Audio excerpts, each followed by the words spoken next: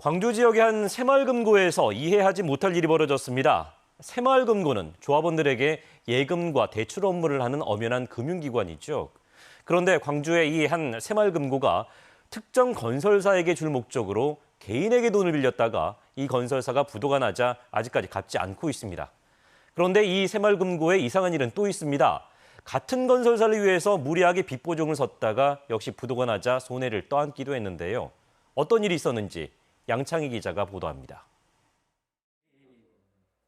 광주의 한 지역 새마을금고가 연 20%가 넘는 이자를 약속하며 김 모 씨에게 3억 원을 빌린 건 4년 전.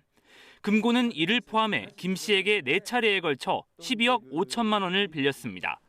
김 씨 측이 금고 법인 계좌로 입금한 돈은 모두 한 건설사로 보내졌습니다. 그런데 지난해 2월 건설사의 부도로 이 돈은 사실상 사라졌습니다. 금고는 4년이 지나도록 김 씨가 빌려준 돈을 갚지 않고 있습니다. 어떤 채무자보다 안전한 것이 금융기관이기 때문에 새마을금고 법인 통장으로 돈을 입금해 준 것입니다. 아예 지금 회수를 못한 상황, 피해를 보고 있습니다. 금고는 같은 건설사를 위해 무리한 보증을 서기도 했습니다.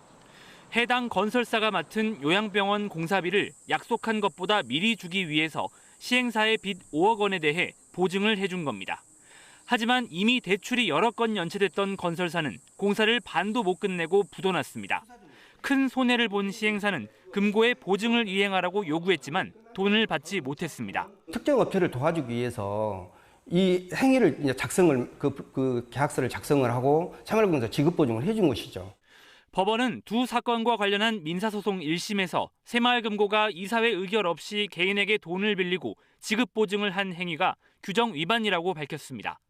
또 금고는 도합 20억 원 가까운 돈을 상대방에게 지급해야 한다며 금고 패소 판결을 내렸습니다.